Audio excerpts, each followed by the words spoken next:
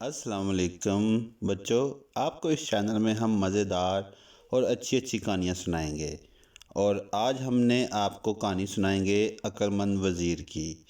اس کہانی میں آپ کو پتہ چلے گا کہ جب جھوٹ بولا جائے تو اس کی کیا سزا ملتی ہے۔ تو چلو بچوں، کہانی شروع کرتے ہیں۔ ایک دفعہ کا ذکر ہے کہ ایک بادشاہ کا وزیر بہت ہی عقل مند تھا۔ اس کی ذہانت کی وجہ سے بادشاہ بھی اسے بہت پسند کرتا تھا، لیکن ایک دفعہ وزیر سے ایک غلطی ہو گئی۔ بادشاہ کو اس کی غلطی کا علم ہوا تو بادشاہ نے اس کی ساری جائیداد ضبط کر لی اور اسے قید میں ڈال دیا۔ اس مصیبت میں وزیر کی وہ نیکیاں کام آئی جو وہ اقتدار کے زمانے میں کرتا تھا۔ اقتدار کے زمانے میں وہ ہر ایک کی مدد کرنے کی کوشش کرتا تھا۔ یہی وجہ تھی کہ جب اس پر مصیبت پڑی تو سب نے اس کی بہت مدد کی۔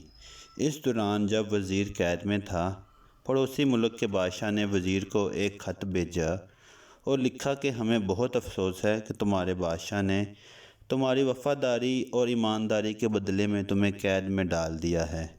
ہمیں چاہیے کہ ہم تمہاری مدد کریں۔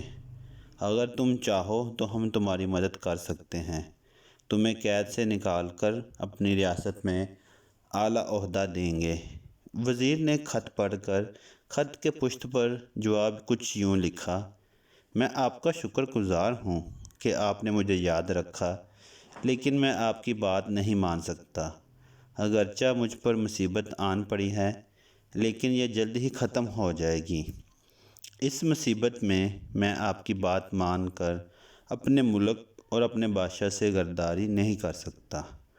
قاصد یہ خط لے کر اپنے ملک کی طرف روانہ ہو گیا۔ اتفاق سے اس سارے واقعے کی خبر ایک ایسے شخص کو ہو گئی جو وزیر کا دشمن تھا۔ اس نے سوچا کہ بادشاہ کو یہ بات بتا کر وزیر کو سخت سزا دلاؤں گا، اور اس نے بادشاہ کو ساری بات بتا دی کہ وزیر پڑوسی ملک کے بادشاہ کے ساتھ ملا ہوا ہے اور آپ کے خلاف سازش کر رہا ہے۔ بادشاہ نے سوچا کہ اگر یہ بات سچ نکلی تو وہ وزیر کو سزائے موت دے گا۔ بادشاہ نے قاصد کو گرفتار کرنے کا حکم دیا۔ قاصد گرفتار ہو گیا تو بادشاہ نے اس سے خط لے کر پڑھا تو اسے وزیر کی وفاداری کا یقین ہو گیا۔